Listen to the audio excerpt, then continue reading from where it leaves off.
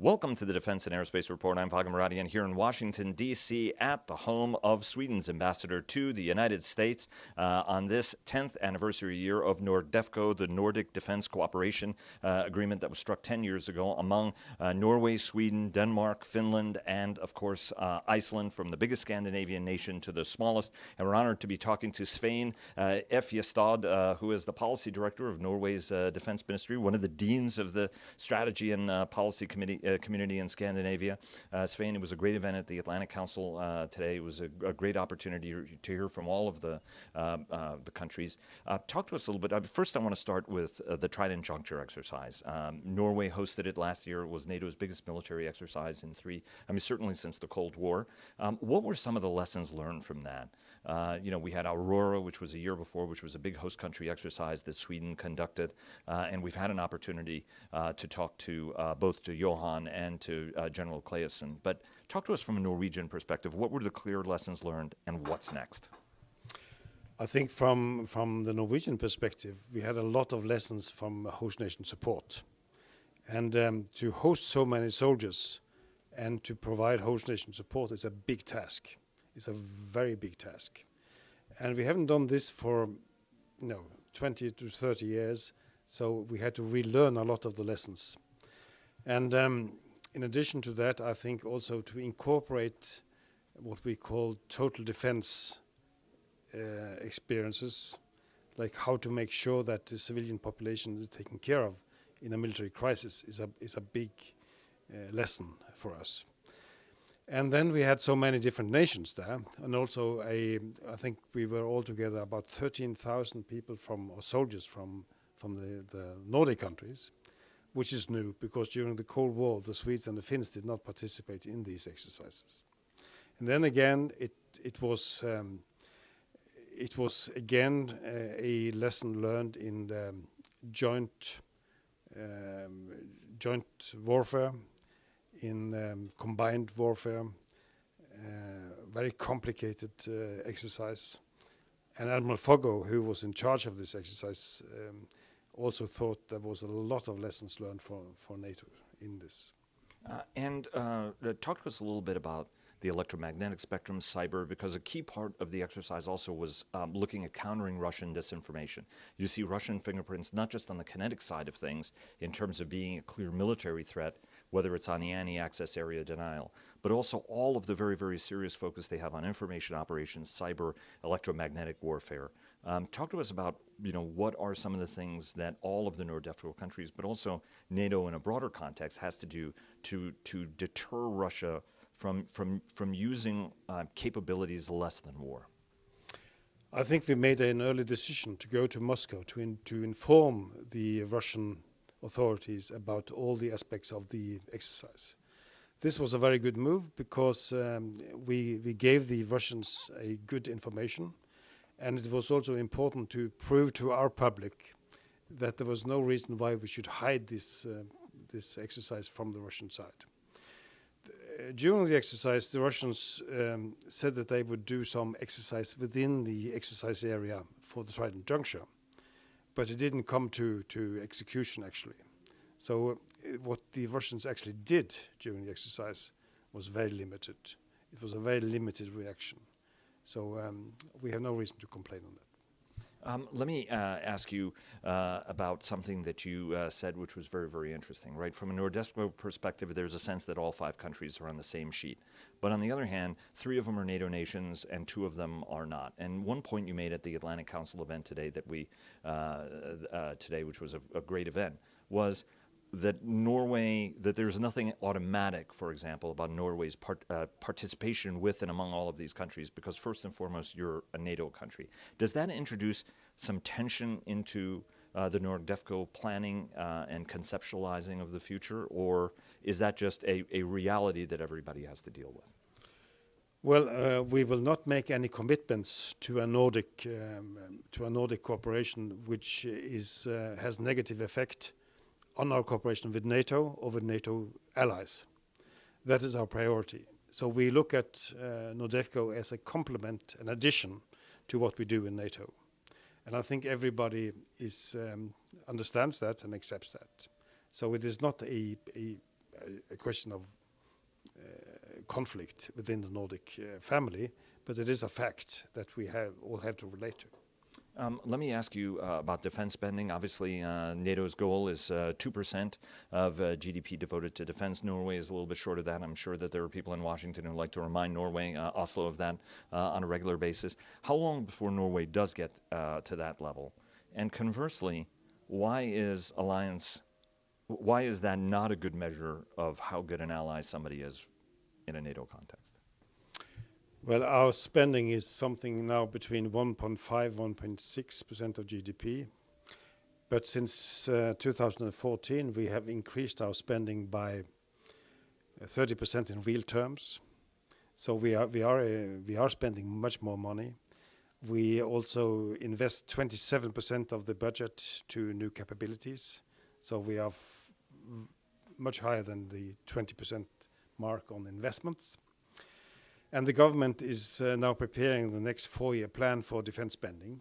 And the government has said clearly that we will continue to increase our spending towards 2%. When we actually will reach 2%, I don't know. I can't predict that. But we will use more money on defense. And our chief of defense has said very clearly that we have deficiencies, we have shortages in our defense that we need to repair. So he is asking for more money, also in real terms. I would also like to mention that we use a lot of money per capita on defense. I think we are second only to the United States. We use, I think, more than $1,800 per capita a year. So we have a good bargaining power. So we are now buying 52 F-35, for example, which is a good number for a country of 5 million people. And why do you feel that from a Norwegian perspective that folks focus too much on the amount of the spending or the per capita spending as opposed to the output and delivery, whether it's any one of the missions? Norway has always been a participant. Well, I think we have a lot of shortages in our defense establishment that we should improve, and we need more money in order to do that. So that's fair enough. Let me take you to the question of climate change in the Arctic. That is your neighborhood. One of the life-changing experiences for me was visiting Svalbard, which is one of the most beautiful places on Earth. As somebody who wanted to be a polar explorer when he was a kid, I think that's about as close to the North Pole as I'm likely to get. But it's still an extraordinary, it was an extraordinary place. But also at the center of a more contested Arctic as climate changes. Russia is assertive in that part of the region, even though you have it took 30 years to negotiate an agreement. Talk to us. The Chinese are constantly trying to open research capabilities that may be less than research capabilities and more strategic reconnaissance capabilities. Talk to us about the Arctic, climate change, how that's changing the dynamic, and what's the right way to look at it. Because at the event you said we may be entering a long period, decades actually, of maybe not conflict, but tension as countries try to negotiate, put claims to the North Pole and the like. Talk to us about how we need to think about this region for the long term. Well, first I'd like to say that still the Arctic and the northern region is an area of low tension. And we should intensify our efforts to maintain that position in the Arctic. But of course, there will be different claims to the continental shelf in the Arctic, and there will be overlapping claims. And there is a panel in the UN who will decide which claims are legitimate. But eventually, in the end, I think there will have to be bilateral negotiations to determine, to make agreements on the extension of the continental shelf. And it is quite probable that it will contain substantial natural resources in that area. And it is also very important for many countries, also for more symbolic reasons, claims to the Arctic. Therefore, there will be, I think, a long time when there will be debate about these claims to the continental shelf. And hopefully that will be resolved soon. but we negotiated, I think, for more than 35 years with Russia. So these are difficult issues to settle. But I hope and I believe that there will be a peaceful settlement in this. Let me ask you one last question, which is, the Trump administration, on the one hand, increased the amount of money, for example, for the European Deterrence Initiative. This year, it may be going flat, and folks are debating the kind of signal that it sends, but it's still a robust amount of money. But then there's the cost plus 50 proposal, which the administration is talking about. Obviously, the president has made clear he wants each one of the NATO nations not just to spend more, but to do more to host U.S. forces. Obviously, Norway is not in that position because there is a temporary rotational training force that goes through, Marines that go through Norway. But more broadly, is there a concern that initiatives like this from Washington will actually undermine NATO in the minds of a lot of Europeans when it is reduced to money, or there's almost like a mercenary element that comes with this?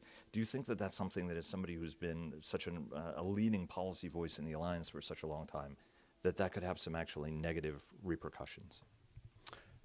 My first comment would be that the amount which is proposed for EDI in the next budget, I think, is something in the order of $5.9 billion US, which is a big amount indeed.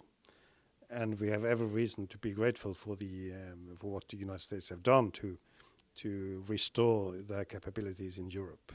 We have no reason to complain on that. I think this 50+ initiative is an initiative which might cause very negative reactions in Europe. Do you think that it would play, for example, to nationalists? Because it's interesting that the pro-NATO guys want NATO to have more money in order to be a better deterrent, whereas the nationalists want more defense money to be able to do it on their own without NATO. Do you think that it plays to kind of the wrong audience, maybe, that could cause it to undermine the alliance? Well, I hope not, but I'm glad that there is such a broad consensus in many European countries for increase in the defense budget, particularly in Northern Europe. Svein Efjestad, the Policy Dean of Scandinavia. Sir, thanks very, very much. It's always a pleasure, and hopefully we'll see you in Oslo soon. Thank you.